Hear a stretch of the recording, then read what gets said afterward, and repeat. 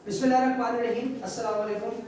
आज हम लोगों ने चैप्टर नंबर 2 जो है केमिस्ट्री का, वो हमारे क्रैश प्रोग्राम के हवाले से डिस्कस करना है। तो आइए हम इसको डिस्कस करते हैं अच्छे तरीके के साथ और समझने की कोशिश करते हैं कि स्मार्ट सिलेबस के ऐन मुताबिक हम चैप्टर नंबर 2 को कैसे तैयार करेंगे। अच्छा, मेन जो आपके चैप्टर नंबर 2 के अंदर टॉपिक्स हैं जिनकी आज हमने रिवीजन करनी है, वो है number 1 Bohr atomic model, number 2 Rutherford atomic model और नंबर 3 इलेक्ट्रॉनिक कॉन्फ़िगरेशन। ये तीन टॉपिक हैं जिसको हमने रिवाइज करना है। तो मैं स्टार्ट करूंगा आज बोहर एटॉमिक मॉडल से, which is the most important topic of your chapter, Bohr's atomic model. जी बेटा, इसको आज हम स्टार्ट करेंगे, तो ध्यान से समझना है। रिवीजन है, क्विक रिवीजन है। इसमें हम लोग इससे रिलेटेड जो जो मसाइल है वो जरूर डिस्कस कर लेंगे इंशाल्लाह ताला। अच्छा बेटा, पहली बात तो ये कि एटम की स्ट्रक्चर के बारे में, एटम की साख्त के बारे में सबसे पहले जिस साइंटिस्ट ने रोशनी डाली थी उसका नाम था Rutherford. Rutherford atomic model was the first atomic model. Rutherford पहला एटॉमिक मॉडल था। रदरफोर्ड पहला एटॉमिक मॉडल था, यानी एटम के लफ्ज के ऊपर जो सबसे पहले मॉडल पेश किया गया था उसका नाम था रदरफोर्ड एटॉमिक मॉडल, जिसको भी हमने पढ़ा। उसके बाद बोहर वो साइंटिस्ट है जिसने सेकंड अटेम्प्ट की एटम की स्ट्रक्चर को एक्सप्लेन करने के लिए एक मॉडल की शक्ल में। यानी बोहर एक ऐसा साइंटिस्ट है जिसने ऐसा केमिस्ट है जिसने एटम की स्ट्रक्चर को एक्सप्लेन करने के लिए एक इंतहाई अहम जो है वो मॉडल पेश किया, जिसे मैं एटम की स्ट्रक्चर का नाम दूंगा। ठीक है, तो आइए बोहर के एटॉमिक मॉडल के बारे में जो इंपॉर्टेंट पॉइंट्स हैं उनको हम डिस्कस करते हैं। सबसे पहला point, first of all, Bohr कहता है कि एटम जो है ना, एटम उसके दरमियान में है न्यूक्लियस। अच्छा, न्यूक्लियस की इंफॉर्मेशन रदरफोर्ड पहले दे चुका था। बोहर कहता है कि जो एटम है ना, उसके दरमियान में एक मैसिव पार्टिकल है जिसको न्यूक्लियस कहते हैं, और उस न्यूक्लियस के इर्द गिर्द सर्कुलर पाथ्स हैं।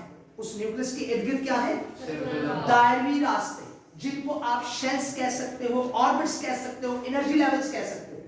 ये जो ऑर्बिट्स, एनर्जी लेवल्स या शेल्स हैं, इनके अंदर इलेक्ट्रॉन मूव करते हैं। इनके अंदर क्या मूव करते हैं? इलेक्ट्रॉन। बोहर ने पहला पॉइंट ये कहा कि एटम के दरमियान में जो न्यूक्लियस है उसके इर्द गिर्द मौजूद है शेल्स, ऑर्बिट्स या एनर्जी लेवल्स, और उनके अंदर इलेक्ट्रॉन रिवॉल्व करते हैं। उनके अंदर इलेक्ट्रॉन रिवॉल्व। तो ये पहला पॉइंट था जनाब, इलेक्ट्रॉन्स रिवॉल्व अराउंड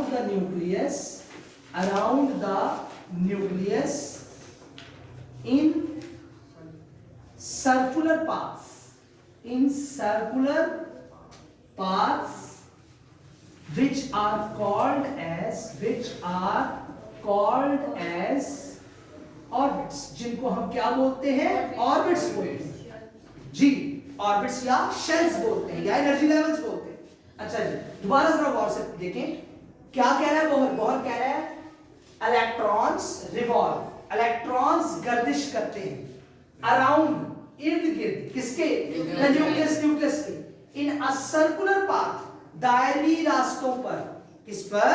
दायरवी रास्तों पर। और उन दायरवी रास्तों को क्या बोलते हैं? ऑर्बिट्स। उन दायरवी रास्तों को ऑर्बिट्स कहते हैं, शेल्स कह सकते हैं, एनर्जी लेवल्स कह सकते हैं, एनर्जी लेवल्स भी कह सकते हैं। और समझ आ रही बात की भाई? साथ साथ याद करते हैं, शाबाश। जो इलेक्ट्रॉन है वो न्यूक्लियस के इर्द गिर्द दायरवी रास्तों पर, सर्कुलर पाथ्स पर मूव करते हैं, और उन दायरवी रास्तों को हम क्या बोलते हैं? शेल्स या ऑर्बिट्स या एनर्जी। दूसरा पॉइंट जो बोहर ने कहा था, बोहर ने एक्सप्लेन किया था, वो क्या था? बोहर कहता है कि अगर कोई इलेक्ट्रॉन किसी पर्टिकुलर ऑर्बिट में मूव कर रहा है, मिसाल के तौर पर जरा गौर फरमाइएगा, that is a nucleus, let's suppose, और इसके इर्द गिर्द ये ऑर्बिट्स हैं, सर्कुलर ऑर्बिट्स हैं। इसके इर्द गिर्द ये पहला ऑर्बिट है, फर्ज करो, ये दूसरा ऑर्बिट है, फर्ज करो, ये तीसरा ऑर्बिट है।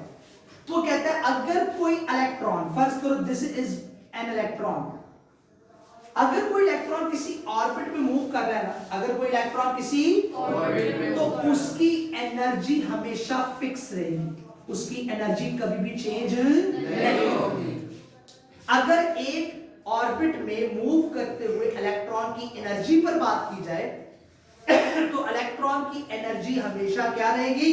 फिक्स रहेगी, कांस्टेंट रहेगी। It will never ever change, it will never ever change. एक इलेक्ट्रॉन जब किसी एक पर्टिकुलर ऑर्बिट में मूव करता है तो उसकी एनर्जी कांस्टेंट रहती है। जब भी कोई इलेक्ट्रॉन किसी ऑर्बिट में मूव करता है उसकी एनर्जी हमेशा कांस्टेंट रहती है। ये जुमला उसने क्यों कहा? क्योंकि इससे पहले जो रदरफोर्ड था ना, वो ये कह रहा था कि जनाब जब भी कोई इलेक्ट्रॉन किसी ऑर्बिट में मूव करता है ना, तो वो मुसलसल एनर्जी इमिट करता है। क्या करता है? मुसलसल एनर्जी इमिट करता है। लेकिन बोहर ने कहा ऐसा नहीं है। जब कोई इलेक्ट्रॉन किसी ऑर्बिट में मूव करेगा तो उसकी एनर्जी हमेशा फिक्स रहेगी, कांस्टेंट रहेगी, मुस्तकिल रहेगी। तो इसको हम कैसे लिख सकते हैं?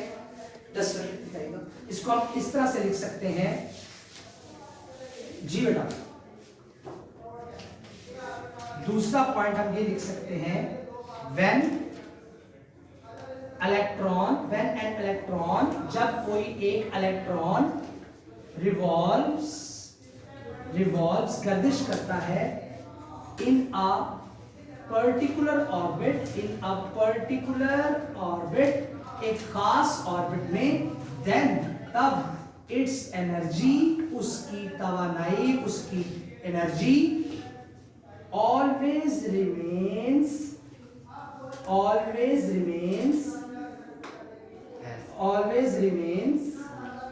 कांस्टेंट। भाई उसकी एनर्जी हमेशा क्या रहेगी? कांस्टेंट रहेगी, सेम रहेगी, मुस्तकिल रहेगी, वो चेंज नहीं होगी। बात समझ आ रही? ये दूसरा पॉइंट है। पहला पॉइंट क्या था बोहर का? इलेक्ट्रॉन किसी भी एक ऑर्बिट में मूव करते हैं और वो ऑर्बिट सर्कुलर पाथ्स होते हैं, वो किसके गिर्द होते हैं? न्यूक्लियस के गिर्द। दूसरा पॉइंट क्या उसने कहा कि एक इलेक्ट्रॉन जब किसी भी ऑर्बिट में मूव करता है उसकी एनर्जी हमेशा फिक्स रहती है, मुस्तकिल रहती है, वो चेंज नहीं होती। उसके बाद तीसरा पॉइंट, थर्ड पॉइंट क्या है? अब उसने कहा कि ऐसा तो कंफर्म है कि एक ही ऑर्बिट में मूव करते हुए एनर्जी हमेशा फिक्स रहेगी, लेकिन अगर इलेक्ट्रॉन किसी निचले ऑर्बिट से ऊपर वाले ऑर्बिट में गया या ऊपर वाले ऑर्बिट से नीचे वाले ऑर्बिट में आया, तब एनर्जी चेंज होगी। कंडीशन दे दी उसने। अगर इलेक्ट्रॉन किसी एक ऑर्बिट में मूव कर रहा है तब तो एनर्जी चेंज नहीं होगी।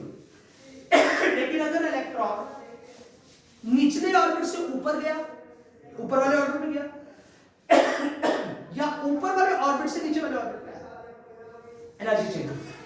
एक ऑर्बिट में मूव करते हुए एनर्जी कांस्टेंट रहेगी, एक ऑर्बिट में मूव करते हुए एनर्जी कांस्टेंट रहेगी। लेकिन जब भी कोई इलेक्ट्रॉन निचले ऑर्बिट से ऊपर वाले ऑर्बिट में गया या ऊपर वाले ऑर्बिट से नीचे वाले ऑर्बिट में आया, एनर्जी चेंज होगी। मिसाल के तौर पर तवज्जो रखना, ये है आपका न्यूक्लियस, ये पहला ऑर्बिट, ये दूसरा ऑर्बिट, ये तीसरा ऑर्बिट, जितने मर्जी ऑर्बिट बना।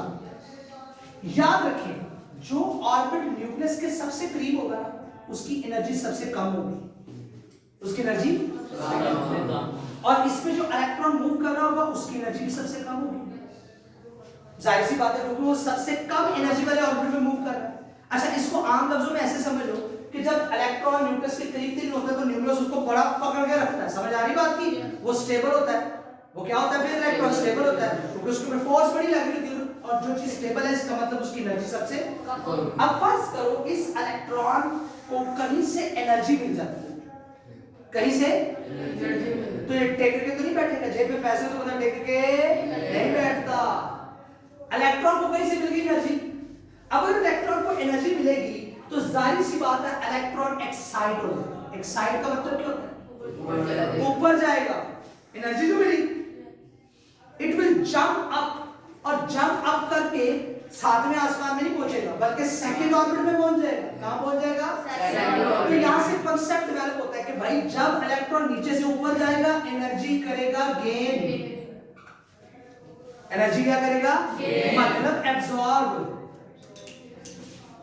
समझ आ रही बात की?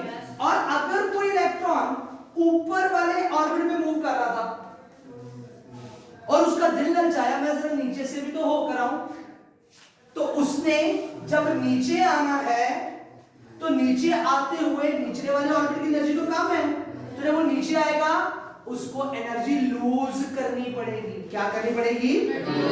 लूज करेगा तो डी एक्साइट होकर नीचे आएगा ना, नीचे से ऊपर गया एक्साइट हुआ, एनर्जी गेन की, ऊपर से नीचे आएगा एनर्जी लूज करेगा, एनर्जी मतलब डी एक्साइट होगा। तो बाहर ने कहा एक ऑर्बिट में जब तक इलेक्ट्रॉन मूव करेगा तब तो एनर्जी कांस्टेंट है, लेकिन जैसे ही वो नीचे से ऊपर या ऊपर से नीचे आएगा एनर्जी गेन या लूज करेगा। अच्छा, फिर उसने कहा कि जो ऑर्बिट न्यूक्लियस के करीब करीब होगा उसकी एनर्जी सबसे कम होगी। फर्स्ट कर लो, इसकी एनर्जी है E1 पहले ऑर्बिट की, तो दूसरे की एनर्जी क्या होगी? तीसरे की एनर्जी क्या होगी? चौथे की एनर्जी। समझ आ रही बात? और हम ये कहेंगे कि E3 is greater than E2 and E2 is greater than E1। समझ आ रही है कि भाई E3 सबसे ज्यादा होगी, E2 इंटरमीडिएट और E1 सबसे, क्योंकि E1 उस ऑर्बिट की एनर्जी जो न्यूक्लियस के सबसे करीब है और E3 उस ऑर्बिट की एनर्जी जो न्यूक्लियस के सबसे दूर है। तो ऊपर से नीचे आया एनर्जी लूज करेगा, नीचे से ऊपर की एनर्जी गेन करेगा। समझ तो नहीं आ रही? आप देखिए इसको हम लिख लेते हैं। व्हेन जब एन इलेक्ट्रॉन, कोई भी इलेक्ट्रॉन जंप्स, छलांग लगाता है फ्रॉम से higher, from lower to higher orbit, जब कोई इलेक्ट्रॉन नीचे से ऊपर की तरफ जाता है, निचले ऑर्बिट से ऊपर वाले ऑर्बिट में जाता है, देन इट गेन्स एनर्जी, तो वो एनर्जी को गेन करता है। क्या करता है? गेन करता है। क्लियर हुई बात? एंड व्हेन, और जब it comes, it jumps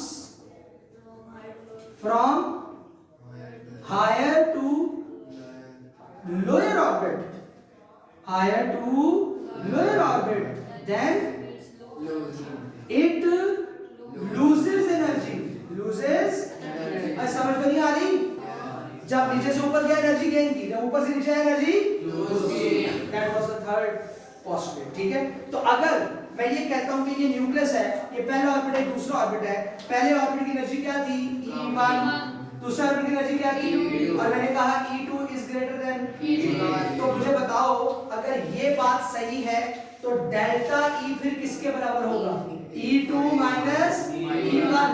delta E का मतलब होता है चेंज इन एनर्जी, एनर्जी में तब्दीली, एनर्जी में। और जब भी कोई चीज डिफरेंस की शक्ल में निकाली जाती है तो ज्यादा वाली वैल्यू से कम वाली वैल्यू को माइनस किया जाता है। तो E2 was greater than E1 ना, तो डेल्टा E कैसे निकलेगी? E2 minus E1। और क्लियर हो रही है बातें? अच्छा, एक इक्वेशन है जो एक साइंटिस्ट ने पेश की थी जिसका नाम है Planck's equation. Planck's equation, Planck's equation. Planck एक साइंटिस्ट है जिसने एक इक्वेशन पेश की थी और वो इक्वेशन थी delta E is equal to h into frequency. ये हमारे पास एक रिलेशन है। समझ आ रही बात? अच्छा, मुझे बात बताओ, अगर मैं इसको इक्वेशन नंबर 1 कह दूं, इसको इक्वेशन नंबर 2 कह दूं, तो फर्क तो नहीं पड़ता? अच्छा, आपने पढ़ा हुआ मैथमेटिक्स में कि अगर दो इक्वेशंस आपके पास हो, दोनों में से एक की साइड, एक साइड बराबर हो, दूसरी भी बराबर होनी चाहिए। इक्वेशन नंबर 1 में लेफ्ट साइड पर क्या है? Delta E। इक्वेशन नंबर 2 में लेफ्ट साइड पर क्या है? Delta E। दोनों में लेफ्ट हैंड साइड, दोनों इक्वेशंस की लेफ्ट हैंड साइड बराबर है, राइट हैंड साइड भी बराबर होनी चाहिए। तो जरा कंपेयर तो कर रहे हैं इक्वेशंस को बाय कंपेयरिंग बोथ इक्वेशंस।